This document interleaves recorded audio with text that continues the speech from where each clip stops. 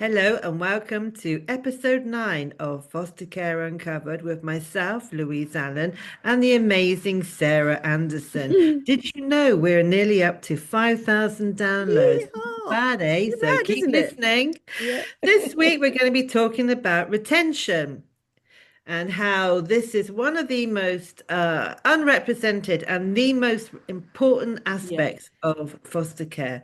Why do foster carers leave even when they're committed and capable? We want to know. We're going to talk about it. Yeah. Brilliant, Louise.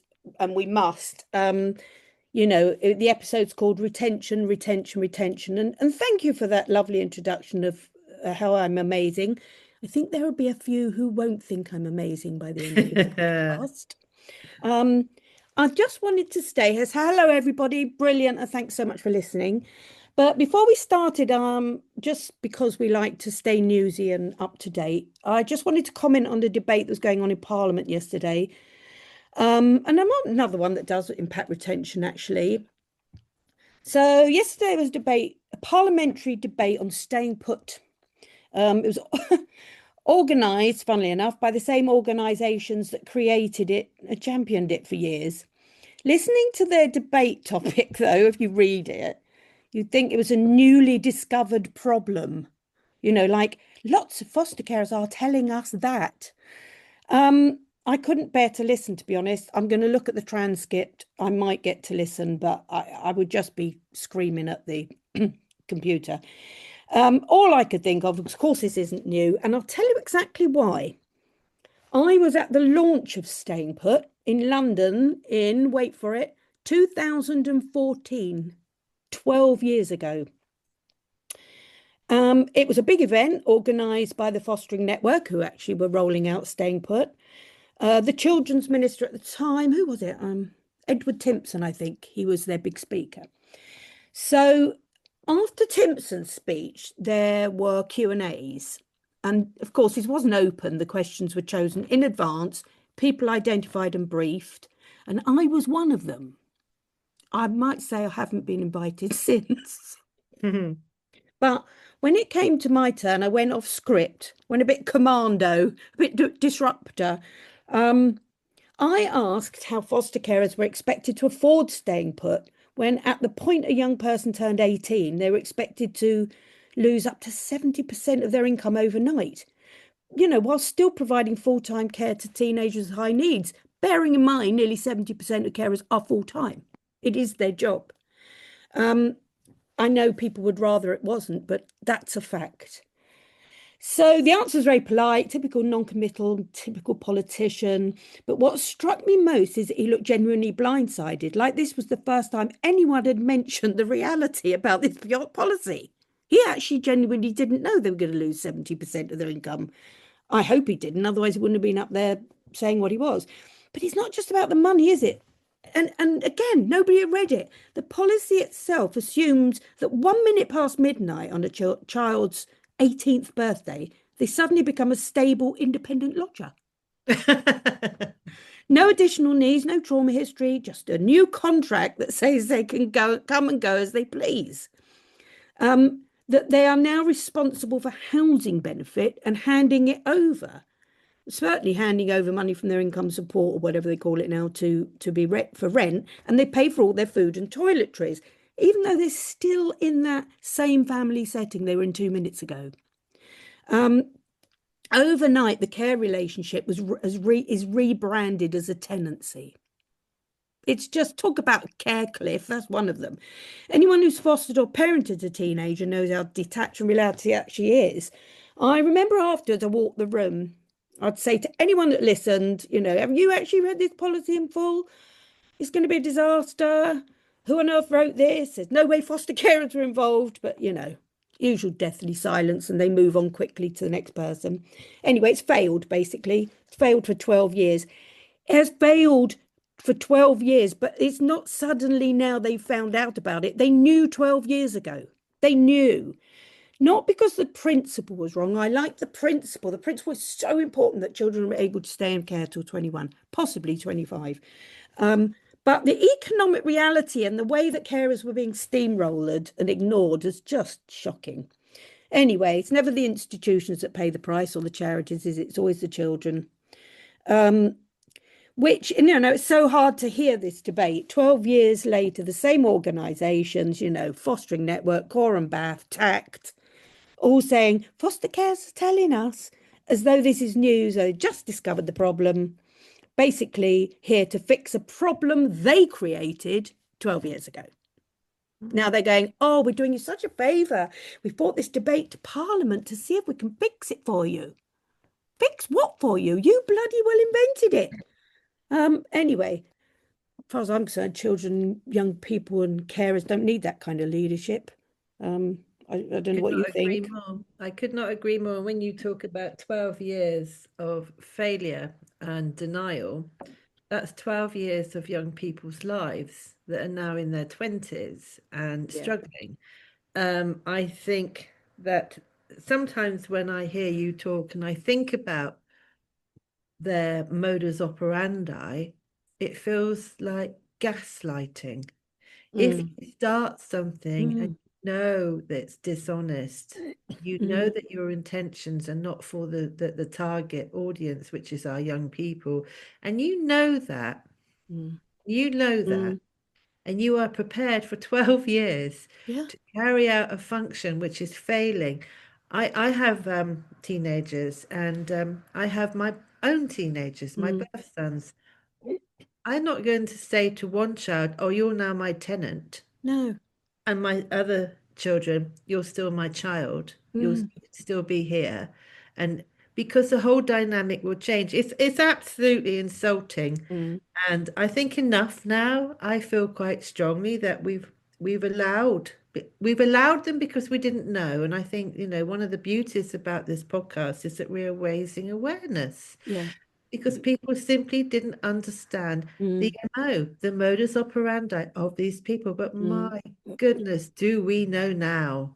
Do we know now? And they're actually talking about making sure carers get the national minimum allowance for staying put. Well, that's still half of what a lot of people are on. Still 70% of a lot of people are on because it completely misses out the skills fees. And you're still using all your skills. Actually, for anyone out there listening, it's in the interests of the child to stay with you after 18. When I was in Hampshire, I created my own thing with them where I said, I will continue to have this child. There's no doubt about where this young person belongs. The young person knew they belonged, but it was a full-time job to me fostering. And I said, I called it continued care, told them what my arrangements were, and they went along with it. So I mean, the very first time I engaged in the housing benefit thing, never again. I didn't get any money for about 4 months, and then it was wrong. And then, of course, the child wouldn't give me any money out of their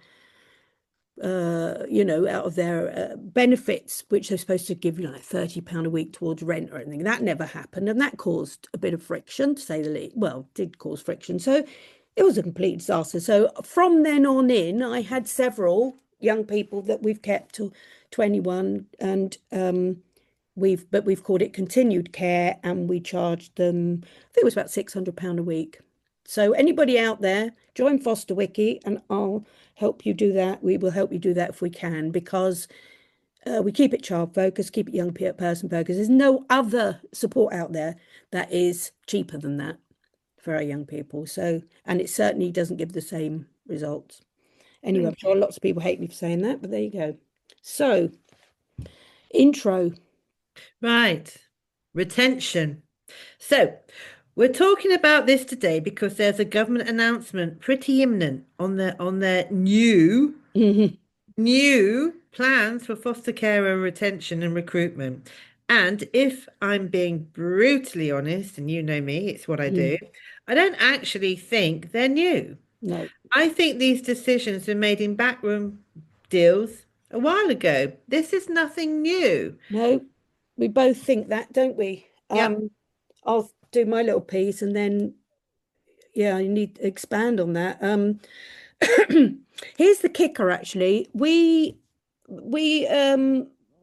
got a meeting with Josh McAllister, the children's minister, but it still hasn't happened. Now, was it a ruse? Maybe. to keep us quiet while the deed was done? I really hope not. And Josh McAllister, if you're listening, although I doubt he very much that he is, remember that you said you were going to listen to foster carers. Or was that only the hand-picked ones by the fostering network? I genuinely want to know so I know what to tell the other 96% of carers, because they are not being supported at the moment, and that's a huge number. Talking about recruitment, in another episode, it's all very soul destroying, but that's an episode all of its own. So, I say, don't I, that retention's the fulcrum, actually. It's the pivot, it's the centre of everything. And it's a trick they've missed for so long. Because if carers leave, everything else falls apart and you can't keep replacing them. And they can't keep replacing them because they're not. We know that from the figures. And, you lose so much. Anyway, what I really want to say is I've got a sort of a light bulb moment came on over this, really. I was thinking about it, and I've run this past you as well. Let's unpack it, because I'll tell you what it reminds me of, like the Emperor's New Clothes. What people don't say out loud, except me, of course, and nobody will actually say they're all naked. And for more than a decade, foster carers have been banging this drum, haven't they? Retention is the key, not recruitment campaigns, not shiny pilot schemes, not hubs, not endless restructure. It's retention is the key. And then what happens? Crickets, nada, totally ignored. And now suddenly everyone's talking about it in the industry, in the sector, like it's some bold initiative, some brand new idea that's suddenly come into their head, discovered after careful policy analysis, rather than, carers yelling it from the rooftops for years. Classic, ignored. But here's the kicker and the uncomfortable bit. I've been thinking about this for a while. I think we're looking at the wrong villains. I think everyone loves to hate the private sector, right? They go around crying, IFAs are the big evil, cue the dramatic music. But let's be honest, most independent providers aren't lounging around in Monaco with yachts and racehorses. Most of them are just trying to keep their heads above water, reinvesting everything back into their own services and running tight margins, and a lot doing a great job. Sure, at the very top end, there might be a bit of Bond villain energy, but it's not that simple as the narratives makes out. The local authorities as innocent, downtrodden saints, and the IFAs are sort of dark overlords. Reality is messier than that. IFAs are businesses delivering a service. Local authorities are trying to navigate bureaucracy, politics, and let's be honest, most of the time they're trying to navigate their own blind spots. Yeah. So the story isn't James Bond, I don't think, versus a pure-hearted civil servant. The real villains? Well, they're the quiet ones for me, sitting in the offices, I don't know, calling the shots, claiming the moral high ground, leaving carers to pick up the pieces. That's for me where the real damage is done. And guess what? It's been going on under everybody's noses while we've been busy pointing the finger in the other way. It's the profits, it's the profits. And they bang home that sole narrative through government, through the foster network, through LAs, it's not our fault, it's the profits. Frankly, just a massive own goal, wasn't it, right from the start? Let's not forget the ministers. Every single one arrived spouting reform, compassion, opportunity, innovation. Then almost without exception, and with great speed, they move on. I don't think we've had one in post for more than a year in the last 5 years, have we? We had seven, I think. 7. Yeah, it's a career ladder. It's influence, contracts to friends, and poof, off they go. Meanwhile, of course, who's left to suffer the consequences? Foster carers, children.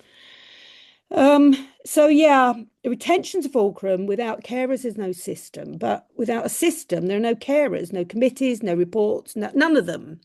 And yet here we are pretending this enlightenment when actually it's really just self-preservation dressed up as the moral high ground, I think, anyway. I think it's the Emperor's New Clothes. I honestly think we've been this whole profit thing has been allowed to overtake the entire narrative, when actually I don't think they're the villains at all. Some may argue that the top ones are. I'm not even sure about that. But we have a guest coming on soon who can talk about that. If there are any directors of children's services out there who want to come back at us and come on and have their piece, say their piece, we'd love you to.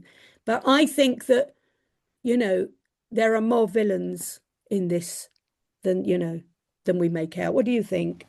Well, thank you for that, Sarah. And I think you're talking about something which is deeply important. 10, 15 years ago, I would have said, why are there profits in children's social care? This is wrong. You And did, yeah, you're very outspoken. did. And then we jumped out of the private sector into the local authority sector. And after that experience, I'm back in with my family into the private sector because we get looked after better. The delivery, the children get looked after better, and you can see people's honesty because you meet them and you talk to them and you work with them. And we didn't have that in the local authority.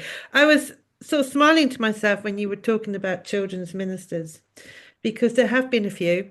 And I remember one in particular who, when you were talking about luxury yachts and racehorses, well, I seem to have a memory about reading about one of those children's ministers Yes, Dim who, who got in a bit of bother. Nadim Zahawi, wasn't it? It's just You, defected to reform, hasn't he? yes, Charming. he's just Charming jumped man. ship again, which is what they do when they're getting found out. He got into a bit of bother about using his expenses to heat his race Show horses jumpers. stables. Show jumper horses. Jumper Yeah, horses. yeah, he did that. He was in that cohort of fraudulent, I won't say fraudulent, Yes. So he was a that wrong un, he claimed the electric, he heating his stables for his show jumpers, yeah. but at the same Well, time telling children foster go carers they home. couldn't be paid properly. Yeah, so I was slightly thinking, well, yeah, who are the villains? Because I meet a lot of people, as do you, and I always seem to come away from local authorities feeling depressed, feeling sad by what goes on in there. And this is going to sound really probably a bit crass, but working with the independent sector, I feel like I'm working with professionals. I feel Yeah. like I'm working with people who understand business and create models. Because if you are creating models to function to earn money, you do have to deliver good quality Accountable. service, and you are accountable. And And your your children are no worse off. yeah, and your Mm. reputation depends on the immediate. So I do see better practice. Sometimes when I have worked with local authorities, not all the time, but sometimes I feel like I'm working with the students' union. Yeah. You know? You know what I mean? Yeah. Yeah. It's that kind of, yeah, I don't know, it's almost droppiness, sort of Mm. like, I don't know. I know there are some good local authorities there, but as soon as I find it now more than ever, when I talk to other professionals, I'm talking about myself in many other Mm. capacities. We all say, "Oh, have you contacted local authority?" And everyone just goes, "Oh." Oh. Yeah. Yeah. No. Sad. True. So I think that I'm really pleased that you've highlighted that I think we have been barking at the wrong tree. And I actually feel like apologizing to a lot of the IFAs because I was full on anti because I believed that no children's misery had been was becoming a profit, a commodified profit. But when you're in it, and they're not Yeah. all great, they're not Yeah. all great, but if you can find the great ones, go for it because Mm. you need to be looked after as carers. You can't look after vulnerable, traumatized children if you are vulnerable and traumatized. Yeah. No, that's so true. Yeah. So And I think they've recognize that. absolutely, I think it's been sleight of hand. I think we've been, they've Yeah. just banging on about that when it's not that. It's, the commissioning stuff and everything. It's not. it's not that simple, first of all. And secondly, it's that real thing, isn't it? Divert this problem over there and then nobody will look at us. And I that's think exactly that's what it is. going on They're over the. saints, apparently, the local authorities. None of it's their fault. They're no blame. They're real. Mm, I know. Well, diversion is a great tactic. Every city mm, over the Atlantic is that divert as dramatically as you can to avoid your own accountability. So mm. I wonder how much is a diversion, and I'm not entirely convinced that commissioning is saintly because as our recent podcast alluded to, is that the profiteering going on in unregulated.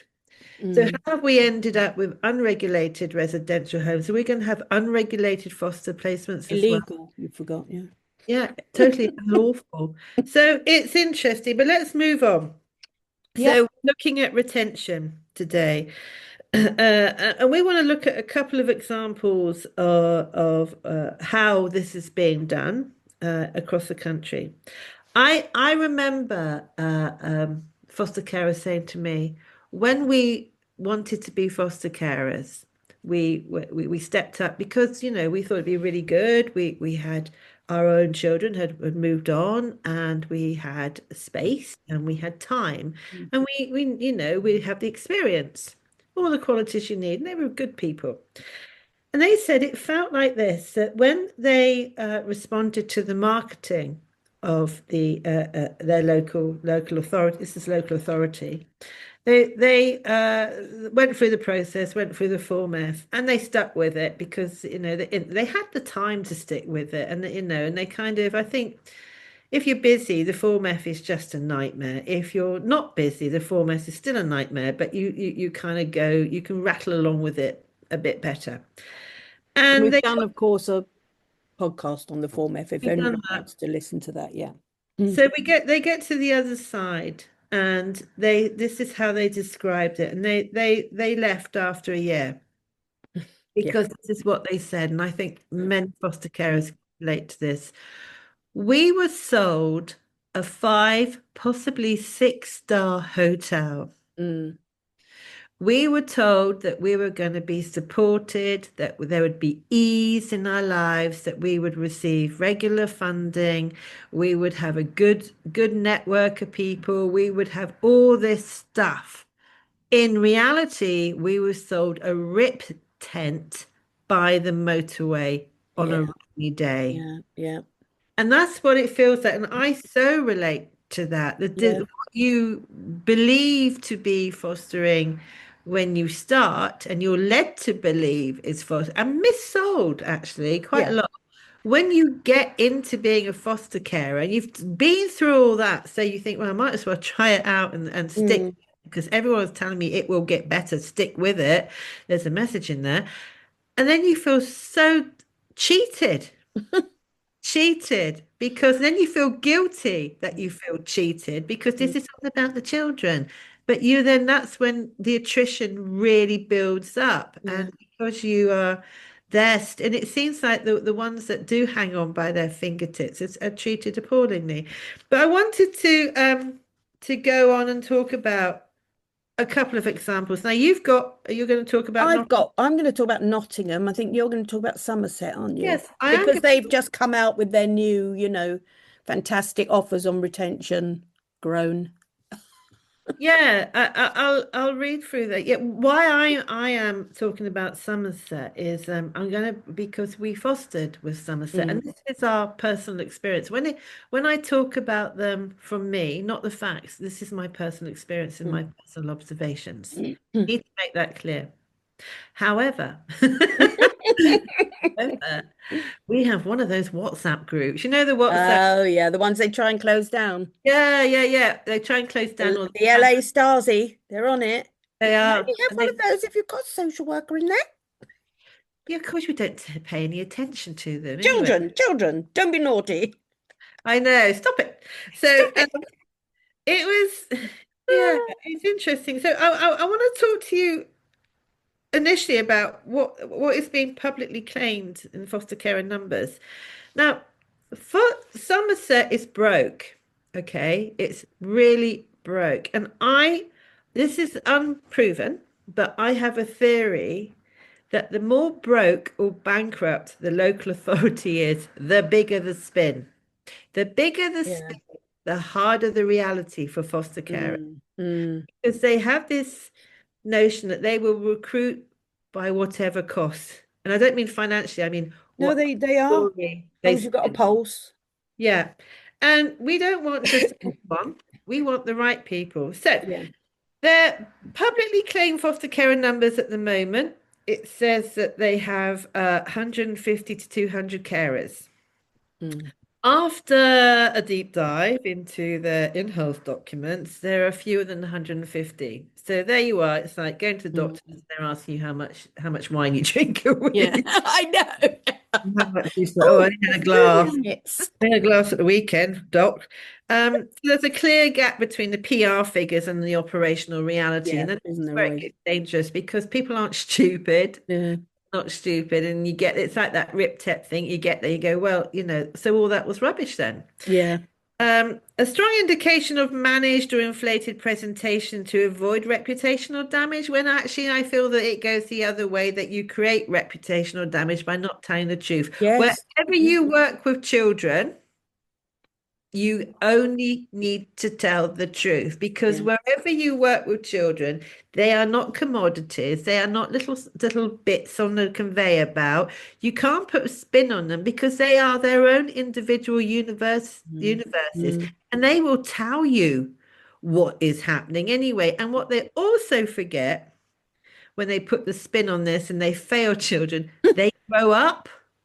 Yes, Up. yes. And Yeah. trust me, there's going to be a few class actions Yeah, yeah, yeah. campaigning local Yeah. authorities. So I would say that wherever the poverty is of a local authority, expect the biggest spin when it comes to foster care. Mm, mm. So the care losses. So this is quite shocking. 27 foster carers, so they've only got less than 150. So Yeah. 27 foster carers went Last year, wasn't it? left in 2024 to Mm, 2025. So mm, goodness know what that is now. mm. They walked away. Yeah.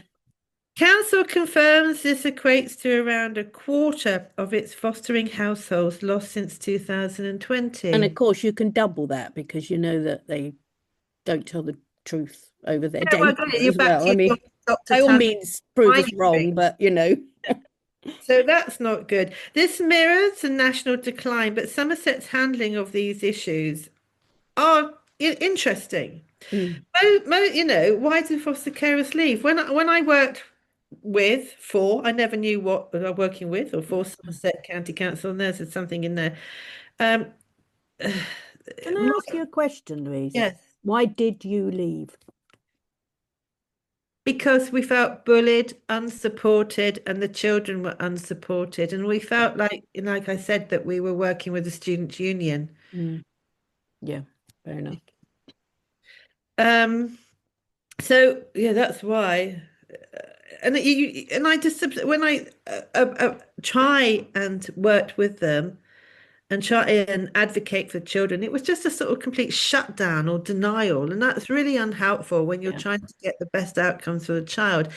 And and I remember in our kitchen, one social worker, my husband said, "So, what kind of foster carers do you want then?" Because we were being Mm, seriously mm. criticized. They said compliant. There you go, from the Think, horse's mouth. yeah, from the horse's mouth. I mean, most people, most foster carers that I know in the area want to be good. They Mm, want to do good. They mm. want this to happen.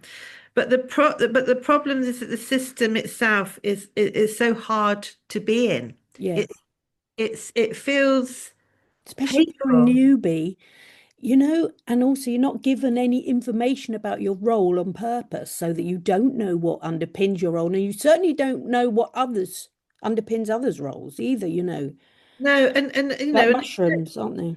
Mm, well, it's just so weird. And if I go on with the facts, and then I did do some thinking about why we left and why many mm, I know have left, and not just Somerset, but other local authorities, is that previous years Somerset published recruitment targets and figures. Okay, this year only a statement is they want to recruit more. So they're Yeah. now Hidden the fact that they've not recruited even anybody. telling us Mm. the facts, and Mm. I find that alarming. It's a bit like my own children's social care file, the redactions about in there. Local authorities do love a redaction and a removal of There'll be something. a lot of people nodding along with that one. Yeah, I mean, I've had more Redactions, crazy the cases. care, you know, um, papers, what are they called when you get your care? The freedom of information. Yeah, and you get your all your care records. I know I got The mine. kids, young people are finding those are mostly blacked out. Yes, Carers try to do a SAR to get the information that they held on them all blacked out. It's like it is I like, think it's dangerous, that whole yeah, it mentality. is really Because it will dangerous. come back to bite. Mm, We all grow up. Trust. yeah, yeah. So with And do that, podcasts. yeah, there was a future podcast about class action. This year, I didn't say that out loud, did I? This year, Mm, only statement that they want to recruit 26 carers. No published outcomes, progress, or actual recruitment numbers. mm, Alarming.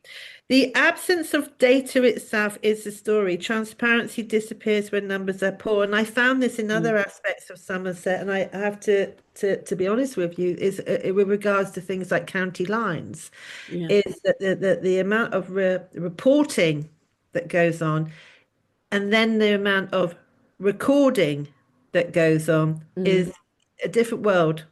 Huh. And I just leave that there as well. Leave that there. Yeah. So that's another one. Okay, so the deregistration details in April to December 2025, 13 deregulations, five within the first 2 years of fostering, early burnout, poor support. 4 year for the 2024-25 deregulation total rise Registration. Yeah. cases, yeah, questions about retention, onboarding, and early stage reports. Now, I want to go back to, I mean, it's pretty bleak, isn't it? But I want to talk about why this fails because I think this is important. Mm. The system. What fails in the system? Well, my one of the reasons we left, well, several of the reasons we left, and I know this is pretty universal, is the high caseloads for social. Mm. Yeah. Yeah. We look at them and just think, how are you even alive sometimes? Yeah. Yeah. I have Mm. to report that we have worked with social workers. When people are so stressed that they stare into the middle distance and they're try and find their thoughts. Mm. They're so stressed. The amount of times that we've sat opposite social workers who have got the best intentions but are sheerly Yeah. Yeah. out of their Yeah. mind Yeah. with the workload. And of Mm. course, that leads to high levels of staff turnover. So Mm. relationships, which is, and all our work is relational. Everything we do is relational. So Mm. a child that had about 5 or 6 social workers in a year, and then with quite a big gap between having any. Yeah. So then what do? We don't have a touchstone. The child doesn't have a touchstone. Mm. Um, the inconsistency of communication. Now, I remember this with Somerset messaging, and it felt hectic, it felt disorganized, and it felt desperate. And threatening sometimes. Oh, largely, it was real finger Mm. pointy. Mm. So, they go from feeling like you're working with the student union, and then the management feel like they're all the very, very nasty deputy head teachers. They Mm. that finger waggle kind of Mm. patronizing. Yeah. So, changing policies without any support. So you Mm. would be suddenly you'd receive something through Or ego. not receive it. There was no context or Mm. Mm. explanation. No Mm. buy-in from us. Of Mm. course, there was no buy-in from us because it hadn't been framed in the way that we knew it was important or even relevant. It had no relevance in our existence. So when we were pulled up on stuff that we didn't know about because it hadn't been presented to us or we were unaware, then we did the old they do the old classic, right? Now you need to do some training Yeah. because education and Because training we messed up, you've got to do the punishment. training. As an Also, ex, this is nothing to do with money or being skint. no, This is culture. yeah, It's yeah, free to do what you've just said. It's free to make that right. you can make that right. Just smarten your act up a bit. Yeah. So Care. How about care? yeah, Caring. Well, it's not just care about So us. what are they doing, Somerset? Haven't they come out with some article recently about what they're going to be? They've come out with a response, haven't they, about a new offer or something? Oh, which is that? That's not the new the old adverts, is it? Or the new? No, they released an article yesterday or the day No, before. you're right, because my husband came back from where'd he been? He'd been somewhere like the chip shop or something, and it was on the radio in the background, and he it was a Chinese takeaway. Yeah, Saturday night, there was an advert going out, and he came back. He said, "You never guess what." yeah. Shall I break it down in two lines for you? Yes, please They do. promised a new fostering intervention team, which of course won't be foster carers, offered 7 days support a week. And guess what? They're going to expand the failed Mockingbird program. There you go. And the counsellor, Heather Shearer, says it's brilliant. Wow. They're just so marvellous, foster carers. It's a brilliant thing to do for them. I'm like, oh. Oh, here we go again. But So they, do you think that'll fix their problems? no, because foster carers, no, not you'll just annoy more people. Foster carers are feeling, unheard and Mm, then unheard and blamed, treated as a resource rather than a partner. mm, The burnout from bureaucracy is insane. yeah, And I really need to drum this point down into all our ears. This, you must listen. When we are told that there is compassion fatigue or block care, I want you to just throw that idea out the window where it belongs. mm. It's not block care or compassion fatigue for children, because that puts the blame on the Yeah, of child course. and the And the foster carer, care. yeah, of course What it this does. is burnout from Mm, bureaucracy, You're failing, so right. I'd not thought of that. antiquated, antiquated bureaucracy that Blame the belongs to the carer with compassion children. fatigue. Oh my goodness, you're so right. It's Oh, not. It's light just bulb moment that was. going as they regularly do when things system failures and they can't figure it out. Mm, It's blame it. I feel like I am trapped in an episode of Yes Minister when I work with civil mm, servants mm. and local authorities. So there's burnout.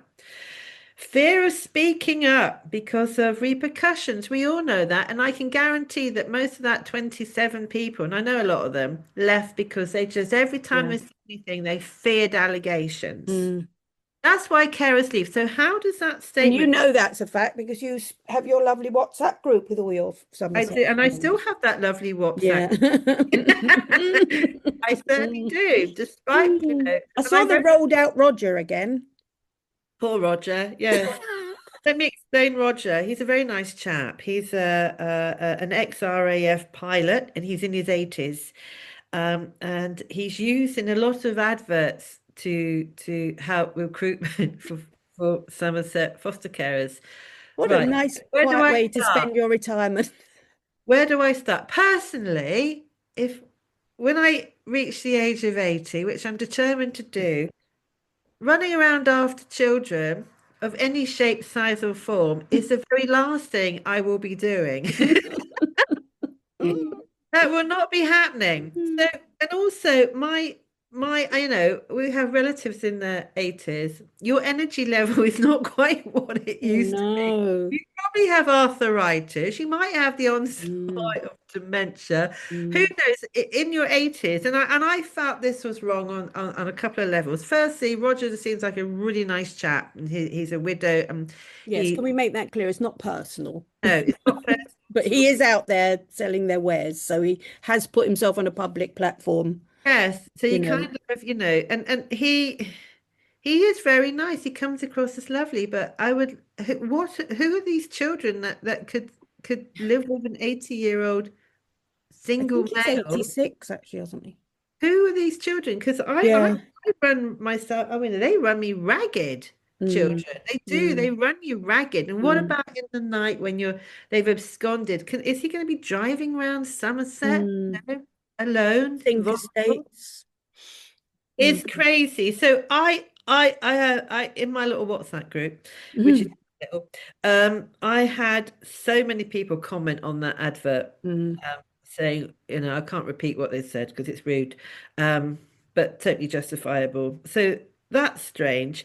Also, what's really weird about Somerset, and this is a little bit personal, I do have a bit of a profile, and I have got the 360 experience Mm. in this sector, and that was met with so much hostility. Yeah, when you think that would be the most marvelous attribute. I've heard other care experienced people say exactly this. They were patronized, talked down to when they became foster carers. I was speaking to one recently, said, she left in the end because after 7 years they couldn't get rid of her through, and they're trying to take a child away, was thinking what allegation to make and everything. Turned round to her and said, "You're just not resilient enough." And she was like, give me a break. Well, I got God knows how many years in the care system. I'm here looking after this child for 7 years, and you're now telling me I'm not resilient. well, I found another problem with But she Somerset. was trouble. That's why they didn't like her. Well, no, anyone's trouble that doesn't just lay down and Mm. agree with them. That was I keep it on my desktop actually. It was I asked for freedom of information request and they sent me the wrong information. Oh, And the information they sent me were the written notes of a supervising social worker and her manager about me. And I keep them because they're a constant reminder of, did how it come bad. to you by mistake, did you say? Yes, it came by mistake. Mm. And the And those gist, classic copied the wrong people, isn't yeah. it? I mean, it was horrible what they'd written about me, but the Mm. gist of it was something like because as a normal human being, when I think they don't know the child and they're saying something which I'm questioning, which is normal, her response was, Louise hasn't got over her childhood trauma and resorts to tantrums. Oh my goodness. Have you ever known me have a tantrum? Never in my life. I don't, I've had the odd one or two, but I would privately, but no, I just that's not how I no, was. you're not a tantrumer at all. I grew up with two mothers You're who was kind of really level-headed. I've never really thought of that before. I'm sort of all over the place. Screechy pants, I am. But you're no, you're kind of like, yeah, you're hard as nails.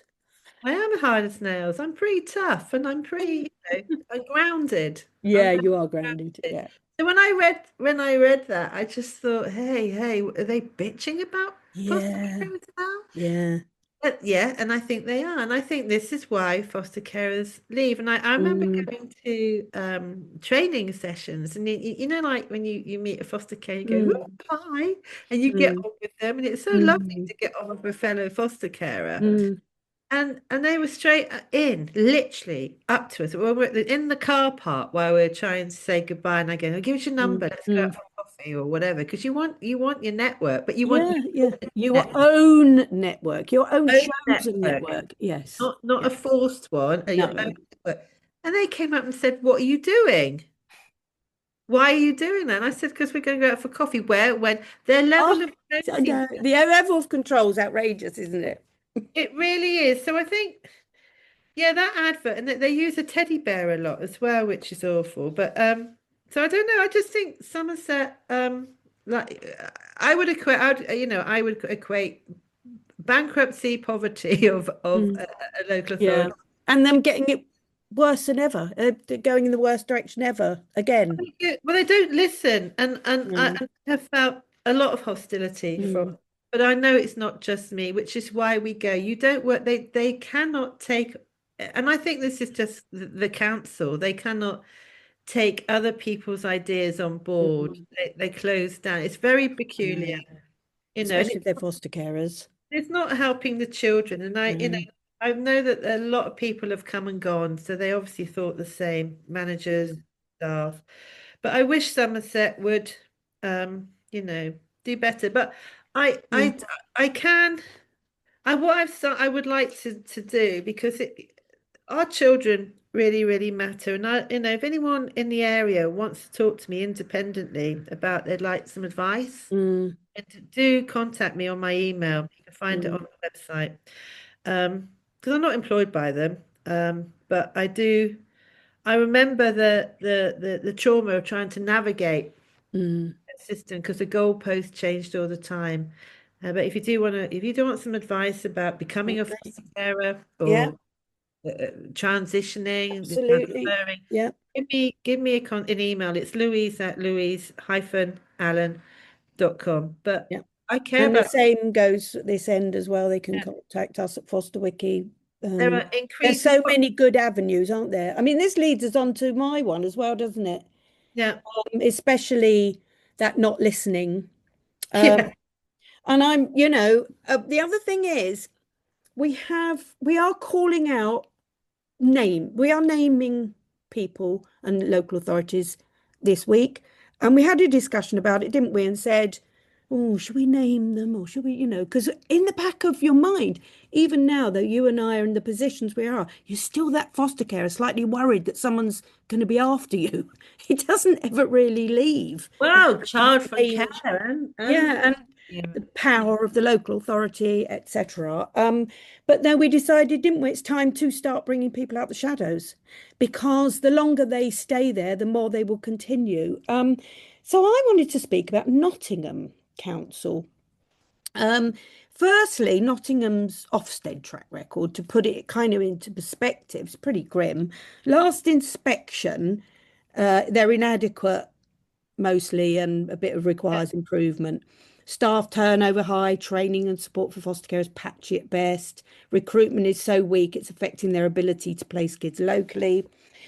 The latest visit shows a tiny bit of improvement. That's the latest Ofsted one. They even got praised for having finally, I'll be like this one. They got high praise for finally having a permanent leadership at the last Ofsted inspection. But she was Congratulations. gone. She was gone 8 weeks later. Oh, Yes, whoa. Um, so no, then no real change. Management struggles with oversight, supervision, spotting risks to children quickly. It's pretty damning, isn't it? And hmm. this gets, and what really made me laugh with the Ofsted inspection, and I looked at it pretty deeply. Bear in mind, foster carers do 70% of the caring in the children's workforce.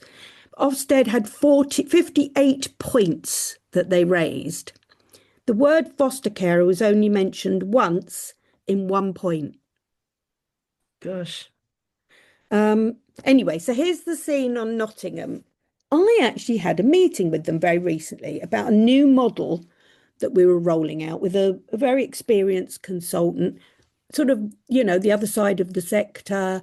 I won't name or anything like that, but, great deal of experience and corporate policy type experience as well. And I brought that in-depth 360 UK-wide fostering experience. As I said before, I don't claim to represent carers. What I claim to do is when they speak, I amplify it, if you like. And I do know a lot.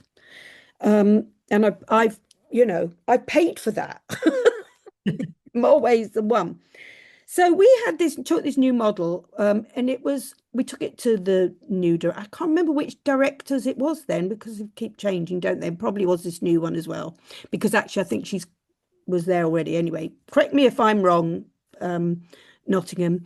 So we want to have a real practical conversation about a workable foster care model. And the whole idea was to work on that front line, find out what carers really needed and wanted, to actually track that interaction with social workers, to try and improve the culture on the front line, which was so important and so important to so many carers listening out there. What would they do to have that culture change, the power imbalance, the way they're treated? Because we know what really goes on as per what directors thinks goes on. Anyway, had this meeting, I thought it went quite well, but I still got that feeling in the meeting of you sit there quietly because you're just a foster carer. I mean, they just can't help themselves, can they? They just can't help themselves. Anyway, I didn't say a great deal. I was very kind and tried to, say things that I felt would help. And there was nothing radical or, whatever. But I do know a lot about what's happening. And of course, I've spoken to a lot of Nottingham carers. Anyway, I found out last week on LinkedIn, okay, they went ahead with that model without me. Oh, what? Really? Completely cut out of it, okay? And nobody told me. They didn't have the decency to say, not even the consultant I was working with, not even the decency to say, oh, it hasn't really gone in that direction. You're out. But So, Sarah, can I just say, yeah. I can't tell you how many charity founders I know and independent people I know in this space who do great work, and the local authorities famously steal it. Yes. Well, It- yeah, well, they did really what they've done if they've got, so the non-fostering the consultants that have never fostered got the floor basically. Nottingham decided to roll with them, some 50 grand later. We weren't that expensive. Not foster carers, consultants, because that always works, doesn't it? And now, oh my God, and they, sorry to interrupt, yeah, and I know I shouldn't interrupt, but no, I've please interrupt. I got to help myself, and I got to help our listeners understand. How do you become a consultant in foster care? What is your background? What is your Well, journey? quite, if you haven't fostered. I mean, I understand the other person I was with because there is a deep connection to fostering, not having done it, but I won't go into it too much, but most of the consultants out there in the big sort of mutual ventures, Empower, all the rest of it, they're management consultants types. They're not foster care, have no clue about it, and then buy into the narrative that the adverts tell you.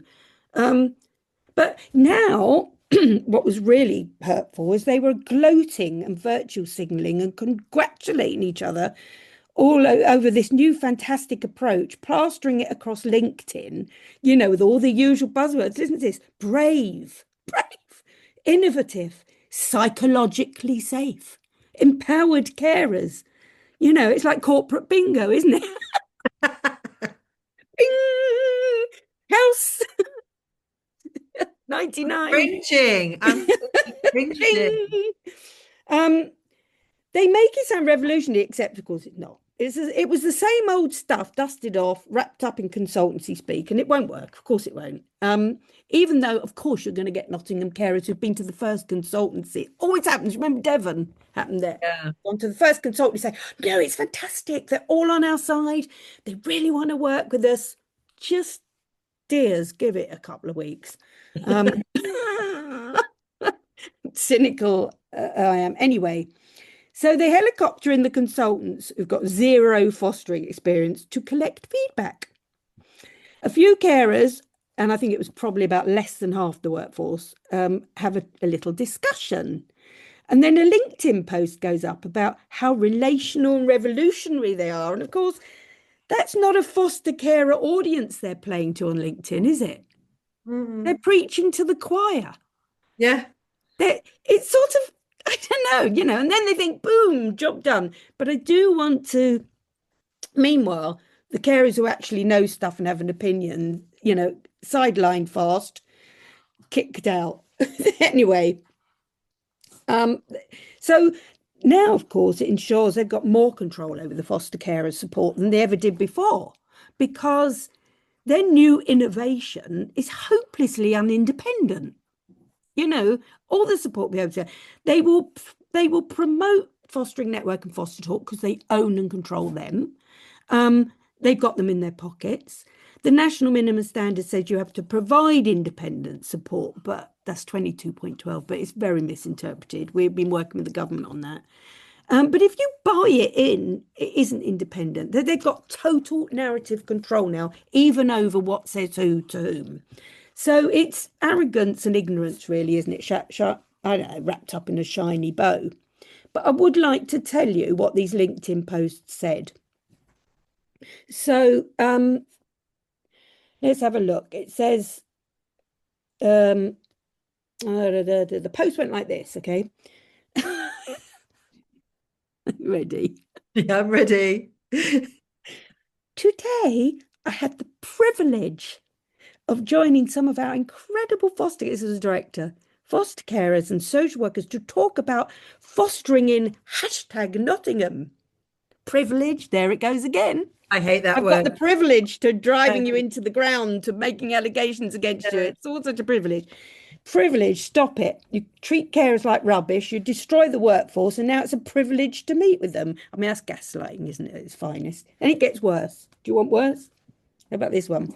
Our foster carers were honest and brave, telling us where we hadn't quite got things right. That, that openness is powerful. I'm glad you think it's funny. I was crying into my soup. Haven't quite got it right. I just read you the Ofsted report. The carers deregistering right, left, and centre haven't quite got it right. So, and the carers are brave and honest. Brave and honest. But why would you actually think you would need to put that in a sentence where you've gone to collect feedback about your program, your sector? Why would you think this is to tell all? It tells everything, doesn't it? They needed to be brave. That says everything, doesn't it? They needed to be brave to talk to them. Yeah. God. So anyway, it goes on. One of the most special moments was meeting one of our children. You probably don't meet them very often. Oh, did we have children? What did we Seeing do? how deeply cared for they are reminds us daily of what we do. Heart emoji. Oh, please. So nice to know that in 10 years they met one of those their children. then pop the children, that was a typical, pop the children in there for optics. Classic. We talked, this one, they love this one. Are you going to like this even more? We talked about the power of relationships and how we operate in a high support, high challenge environment that keeps children at the very centre of everything we do. Foster carers are vital partners in supporting children to achieve the best outcomes. I don't know what to say to you. Power of relationships, high support, children at the centre, vital partners. Okay. It's like a smorgasbord pick and mix of virtue signalling nonsense. So actually, sort out your front line, Nottingham. Sort out the culture of fear, the lack of rights, your ownership of foster carers' licenses, your misused allegation system, your social workers weaponising it. 4 years of Ofsted flagging you up as diabolical. Now you finally meet the foster carers after 4 years of knowing this, while the workforce is decimated, maybe down to 96, with less than half of them attending this inclusive meeting. So I would like to say as well that the comments of this, and then she said, our mission is to demonstrate that commitment day in, day out to our carers and the children and young people they support. Mission accomplished, mission accepted. Strong arm emoji. Oh my goodness me, please. Dog. And then how about the comments? What they wrote themselves? No, these are people commenting on it. These are real comments. Real comments. Okay. One said, quoted a Brené Brown quote, when leaders model vulnerability, they create permission for the truth.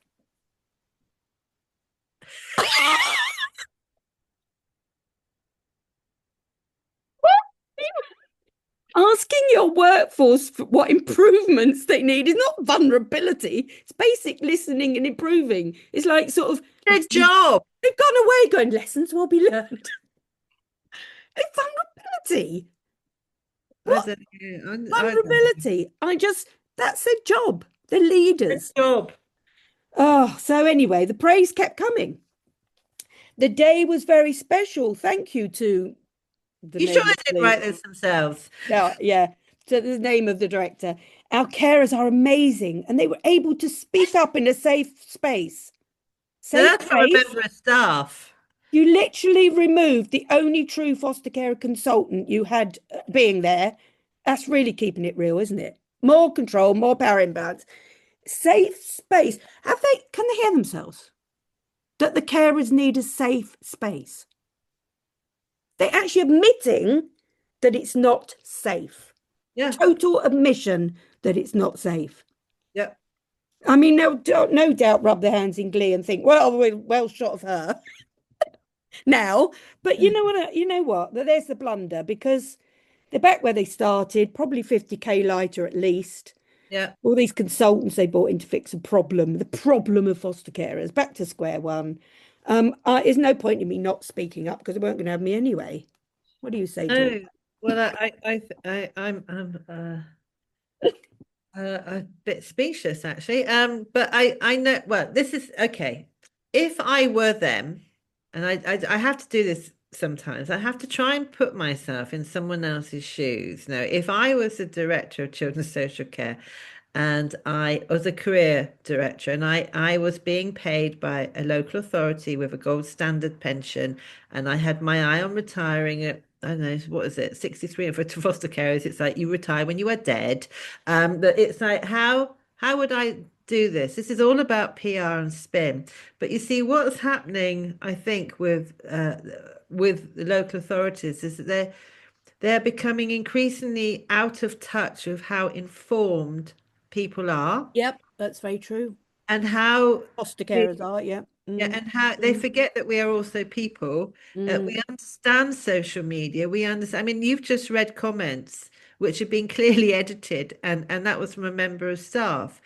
When you use terms, I think what they do is they kind of spend too much time together and they bubble Yeah, speak, yeah, yeah. bubble talk. So the language that they use, they're very comfortable using without understanding that, well, possibly what that might sound like Well, outside. and also because it doesn't matter how much language you use to gloss over it, if it's not true, No, I mean, I go, you you know, know? why are foster carers leaving? And let me tell you why they are leaving. And let me tell you how why they are leaving, how that marries up with what you have just told us. Okay. Mm. So, I am getting diddly poo poo squat for giving them this information.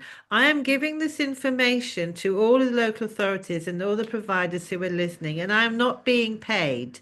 I am not being paid. This is what it is. The reason foster carers are leaving is because it is the work we are do is emotional labor that is never named emotional labor. Mm. It's hard work with inadequate support. Okay, Mm. that's why we Mm. leave. Poor supervision, inconsistency, and a continual, we have to tolerate the adversarial tone of paperwork, the language used to Mm. us, about us. It's conflicting, it's confrontational, it's rude, it's the attrition. They're Mm. leaving because of that. They're leaving because of the lack of trust between carers and professionals. Mm. And when we hear things like that, which is worlds apart, I mean, in a way, I feel sorry for them because they do need to get out more. Is that you to create trust is the most powerful thing you can do in relational work. This is emotional labor. So we need trust. How do you create trust? You have to earn it. Yeah. So the lack To of create the conditions for it able to survive too, everything because is about that's what we don't have right now. We have no no. conditions for it to survive. We'll talk about that after the advert break, but And the because most important and the most important thing is that foster carers feel disposable because yes, we are. because we are, yeah. Well, with that segue, I think we'll go into our advertising break, and we'll see you after the break.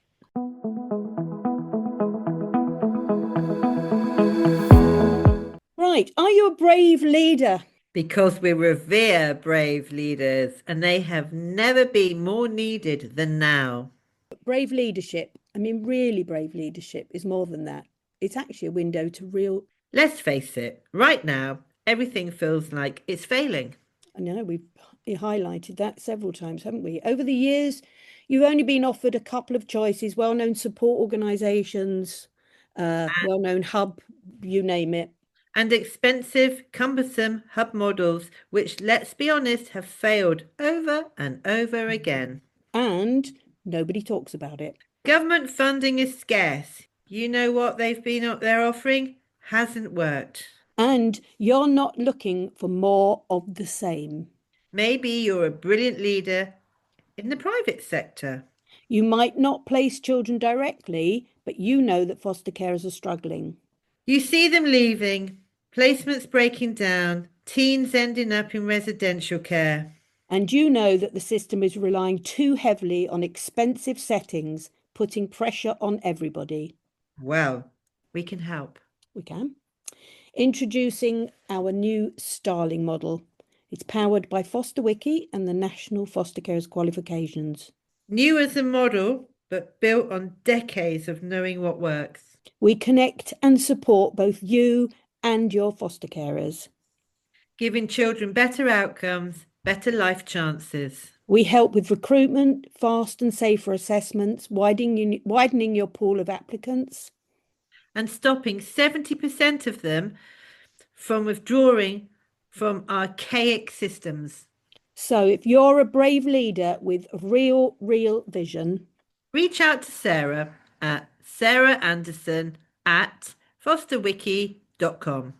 because the future of foster care starts here.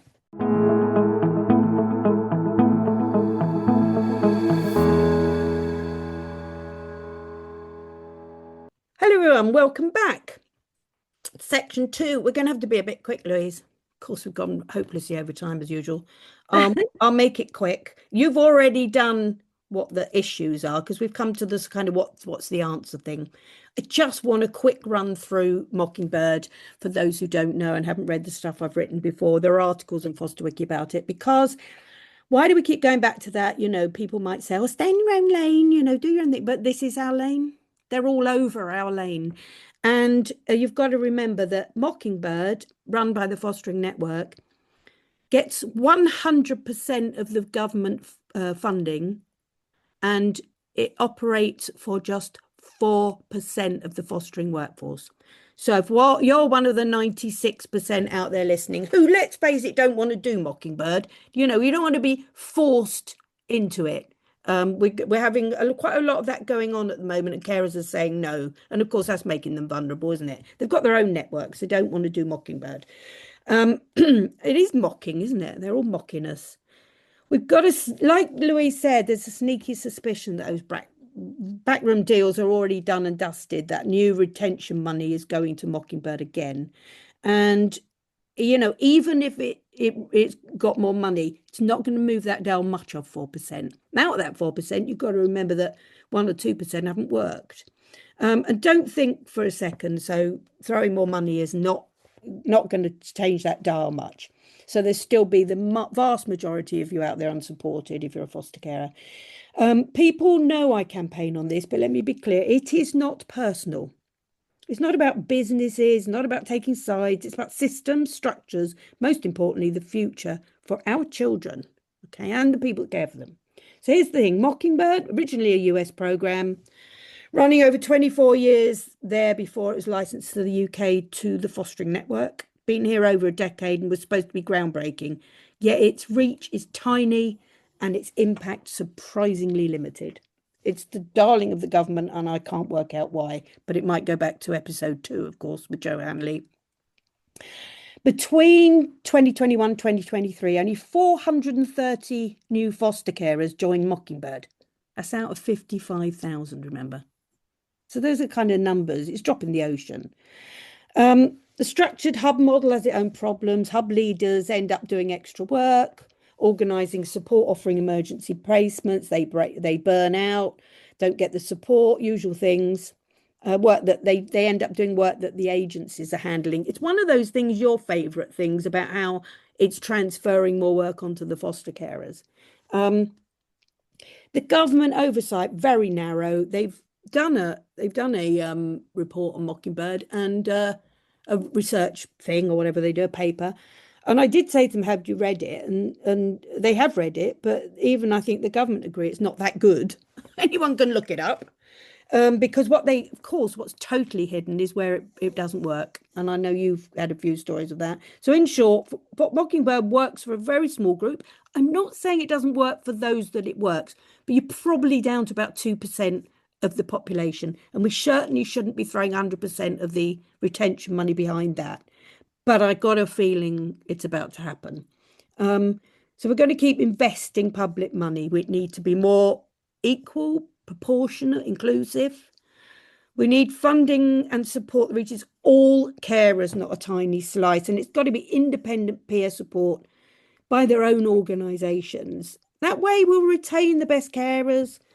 And we will grow the workforce, give the kids in care stable, skilled families they deserve. I mean, didn't you in your WhatsApp group, have had some Mockingbird stuff go on recently?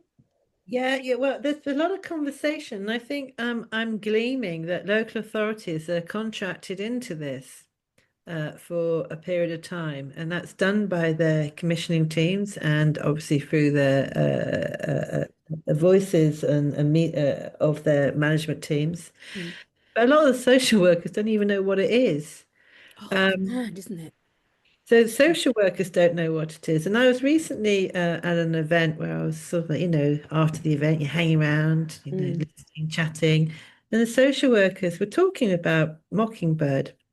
And some of them didn't know what it is. So mm. those that did talk about it said, yes, it's really awful.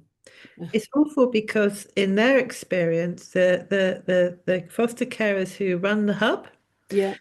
um, As I say, a central hub person. the- Yeah. I the- think are they paid like a salary or just more money? I don't know, but more money. Yeah. what would be an upgrade in a foster carer's salary? 50p? I don't know. Yeah. Yeah. Is that they're burning out. There is Mm, hostility towards them. It's again, it's relational that, these are forced relationships. mm, I can't, unless I'm being paid by the hour, I can't smile and be nice to people if I'm not in the mood. yeah. If I'm not on the clock. It's like air hostess, once they come off the plane, their faces go back to normal. You can't do it. So I've been hearing about how it fails. It possibly works where there's a critical mass of carers and they can walk to each other's houses and possibly drive to each other's houses in 10 minutes. But in a lot of the areas, particularly where I'm from, the West Country, and I'm sure this would be in other areas too, you could take you 45 minutes to drive to drop off a fellow Yeah. Yeah. child and Mm, 45 minutes back. mm, Then you have to do your day, and then it's mm, just crazy. It feels to me, if I'm honest, it feels to me like there was some heavy upfront investment emotionally and financially into this mm. program. And it's clearly not working, but there is this, I see it again and again with our governments, one after the other, a sheer reluctance to admit defeat. Yeah. No, it won't do a 180, but you know what? Should we tell the government right now? It's fine. We get it. You tried it. It maybe continue it on a small scale for a few if they really want it. Don't say that the carers want it. You know what they're doing now, when they recruit new carers in certain areas, because these carers have come to us and said they were put in a Mockingbird automatically, told that that was part of fostering. Well, that's not And true. it's not true, and it's gone really badly. They never learn, do they? And But they recruit people. When they recruit people in the assessment process, they go through what networks you've got and what your support system is. You then meet carers and forge your own networks. We do not need, that is not the support people are crying out for. It is not. it really isn't. And I want to No. talk about this creep because I heard the social workers say with some contention in their voice that the we are always saying, aren't we, that foster carers and social workers have been conveniently pitted against each other. Yeah, it's very true. That it's them and us. It really isn't. It really isn't. There's so much, shared activity Mm, and mm, passion and work that would only enrich what we do. But the social workers were talking about, they said to me, but the foster carers are doing social workers' work. mm. Now, they aren't social workers No. who are demeaning Mm, the mm, value of the mm, social workers' mm. work. We must Well, never do also, they're that. shifting risk, aren't they? But there's nonsense about delegated authority being automatically given to the carer. Oh, great. Even more risk, even more allegations. You cannot do that. It is not clear enough to do that. You can't. Carers cannot make those decisions without permission. It's the whole point of them having no PR. But I mean, that's maybe something going to another day. I think we need to wrap up because as usual, we're hanging way over time. We've section 3 was about what's the answer. So I think we've put all the problems out there, haven't we? And we know that it's not Mockingbird programs, cup of tea and bingo, heavily police support groups, not benevolent directors churning out virtue signaling language. Certainly not. It's certainly not a bunch of garage flowers and a pathetic certificate, is it? So, should we go through what we've written a list between us, haven't we? Kind of what we think. Should we go on that? What carers actually want? I think carers, we need to tell them because we're doing this consultancy work for free. Yes. Well, also, I think that carers listening don't think we're not representing you here. We just compiled a list from the kind of thing that we hear you want, and what we've known between the pair of us over the years, all the campaigning. You want to start off that one? Yeah, what foster carers want is independent peer support outside the culture and system they endure daily. We want professional respect, recognition for their expertise, not just their goodwill. Culture shift, not policy shift, systemic respect and professional footing backed by their own accredited Yes, hear, qualifications. hear. We need our own qualifications, Yeah, foster carers. yeah, So carers can operate as real professionals yeah, because we need qualifications that are as yes. profound and We've meaningful got them. as, yeah, and then you've got National foster care qualifications, yeah. wave of Yep. qualifications in their faces. Allegations, and I will say to everybody now, we have next week's podcast is about allegations, and we have a guest. A fair, just system with rights. At the moment, allegations create the climate of fear that foster carers work in. Proper remuneration, no brainer really, given the cost of the alternatives. Yep. We worked out that it's costing for every one young person in a unlawful, unregulated home, Mm. it's costing up to £1 million for one Yeah. child. Yeah. And we get paid on average £1.10 an hour. An hour. Yeah. Have we done the qualifications? We don't want a Blue Peter badge in fostering. We want decent qualifications of our own. We want the truth about children being placed with us I think that's from not the just beginning. for us adopters, kinship. Let's Yeah. bring in our kinship carers here. That's foster carers. We need the truth. Yeah. Truth will do. Your turn. For other frontline professionals to abide by the national minimum standards and the stat reg. So that's 50% of providers, after Sarah did her survey. Am I correct here, Sarah? Yeah, Said nearly 50% of foster carers said. that their providers don't even adhere to their own national minimum standards. Like, Yeah. come on, guys. Come on, That's guys. Their mental health respected. We have the highest risk indicators for mental health issues. We don't want to be investigated. We want to be supported. absolutely. Yeah, and we don't want to be managed by risk. We want to be managed as partners. For foster carers and kinship carers to be treated equally as part of the same workforce. Really important. We're going to bring those all together. We've started that movement with Foster Wiki as well. We're stopping this divide of foster carers and kinship carers. I think it's another way of keeping divided and conquered. They Yep. do the same job as us. Kinship carers, we welcome you. You are us. For the whole fostering workforce to be fully and confidently integrated into Ofsted inspections. I did mean confidentiality. So I want the whole fostering workforce to be an absolute feedback mechanism of its own, and not just on you've got enough support and training. We want to feedback on the national minimum standards, statutory regulations, practice on the front line, information about children. We want Ofsted to bring us in. We are the workforce. Yes, and we don't want cherry-picked voices of people. No cherry-picked voices. We want real voices, Mm. proper breaks, Yep. so we can truly present for every child and giving them our 100%. We're exhausted most of the time, and we even in my own household, we haven't had a break for a couple of years No. because of one child's needs. That's the whole household Yeah. haven't had a holiday. That's all of us. Well, and you need we need a break, considering everything you've heard in this podcast, everything the system throws at us.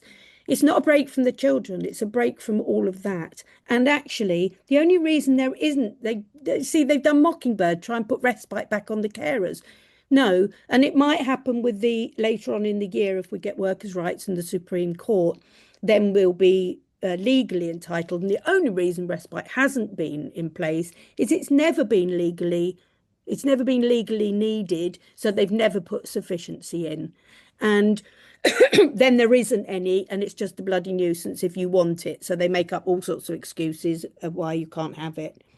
To be able to raise concerns or complaints safely. Yep, not to have our license to foster owned and controlled by those we work for. Where would that happen anywhere else? Nowhere else it happens. We own our license. Yeah, that's really important. We want, of course, that's another whole podcast on its own, isn't it? Because that goes to ownership of foster carers and commodities and everything. For our data to be respected under GDPR, including our medical data. Yeah, absolutely. To be able to safely advocate for the children we are looking after. Yep, absolutely. And just to end, 4 more. As for recruitment, which we said we will have a podcast of its own on recruitment. Retention and recruitment are instringent. Oh, you were going to read this one because I can't say that word. Okay. Intrinsically linked. Retention and recruitment are intrinsically linked. Yeah. Foster carers are the best recruiters, but they are 75%, over 75%. I think it's higher now. Foster carers say they will not recommend fostering. Wow. Many are turning to social media to warn others off fostering, not just staying quiet. And I think, not anymore. Those days are over, bad. Those days are over. Listen to us. They're over. Stop it. Stop it. With their attempts to silence, block, or ban carers online, guess what? It's only made their voices louder. Of course it has. And they're not, it's almost as though it's like, oh, they're just making it up. People don't take to social media to do this stuff if they're not pissed off. Excuse my French. Honestly, providers, particularly LAs who come up with a lot of unusual messaging. No amount of your propaganda or what you consider polished messaging will change that. It's too late. We're talking. It's too late. Let's all get together. Let's all come together. Let's work together. This really elusive, magical thing that lives on a different planet in fostering, about collaborating, working together with those who actually know. Wow. Thank you everybody for listening. If you've got this far. Next week we are talking about allegations with a guest who's been through the mill and back. And we will be taking a deep dive into allegations because they do sort of rule the roost, really. So it's over.